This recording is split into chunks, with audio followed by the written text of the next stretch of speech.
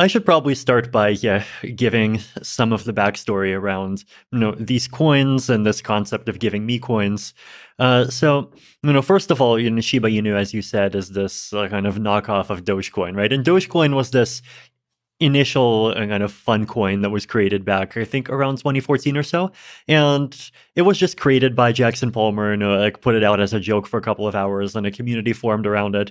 And at the beginning, people didn't take it very seriously. I actually remember putting about $25,000 into Doge sometime around 2016, and I just remember just thinking to myself, like, okay, how am I going to explain to my mom that I just invested $25,000 into dog coins? And like, what even are dog coins? Like, the only interesting thing about this coin is that there's, a logo of a dog somewhere.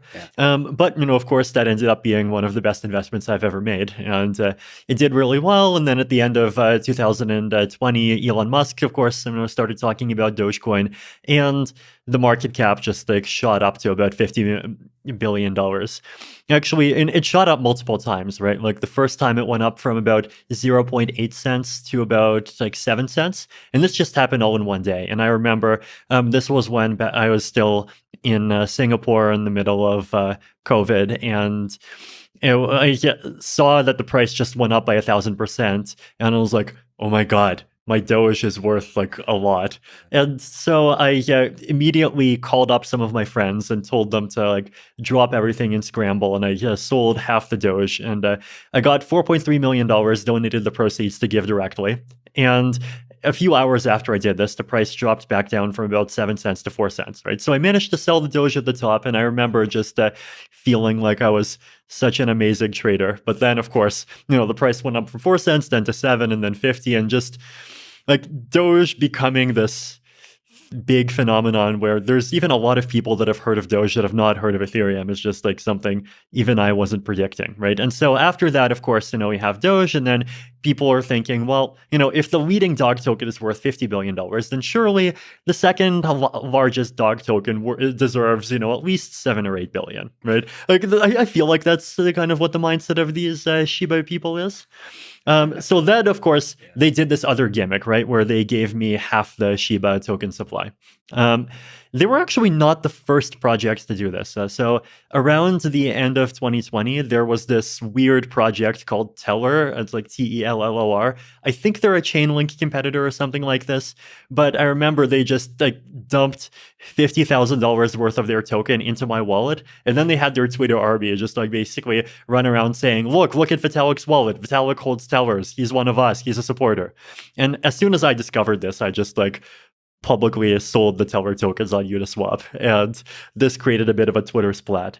Now, the Shiba people were more clever. The Shiba people, instead of dumping to that wallet, they dumped to my cold wallet, right?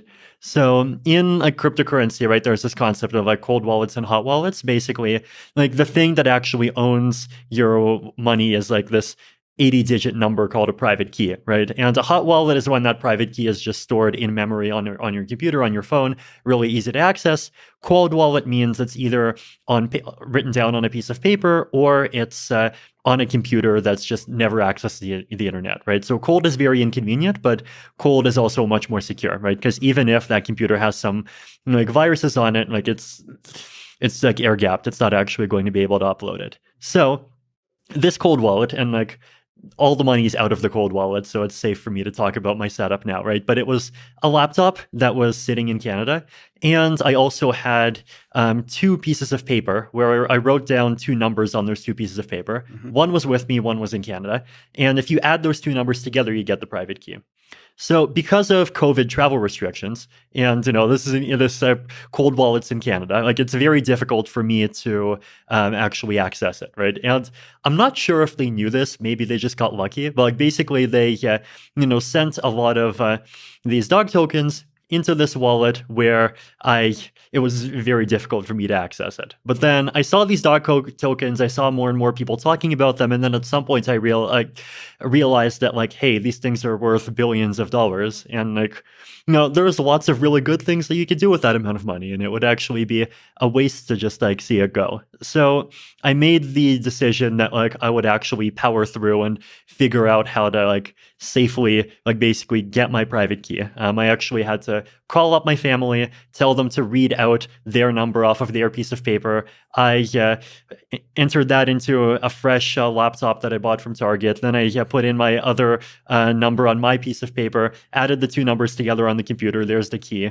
And at the same time, like, just scrambled for 2 days, setting up a new wallet to where I could move my ETH to safely, like getting people to be multi-sig partners, just like doing all sorts of like stuff that, 10 years ago you would expect to just be part of a cyberpunk, science fiction novel, but, now it's all real. So I did this, right? And I actually managed to like get the private key, make the first transaction that would just move all my Ether to the multisig wallet so it's safe, and then second put the private key on my main computer, then started, like going in and just selling some of the dog tokens and then just like giving them to these different charities. Now, at the time, I actually did not even like have any idea of how much you would be able to get, right? Because like on paper, the dog tokens are $7 billion, but like in reality, it's a very liquid market. Are you going to crash it by after you sell 1 million worth? Are you going to crash it after 10 million? Are you going to might you actually be able to get like an entire 200 million? I had no idea. So I'll sell a bit, maybe get some ETH, and then, donated some ETH to GiveWell, donated some to other groups, and then, okay, have some dog tokens. Like, I don't have an easy ability to sell more myself, but then I'll just like give them to these groups and like, hopefully they'll do good things with them. It was actually, I actually donated 20% and dumped 80%. Okay. Yeah, so the COVID India group got one batch, and then there's another group that got another batch. And I don't want to say who they are because I think they want to announce themselves at some point. Sure. Yeah, but it's, you can see the fact that these transactions were made on the blockchain. But no, it was just very interesting and unexpected and just an insanely crazy situation.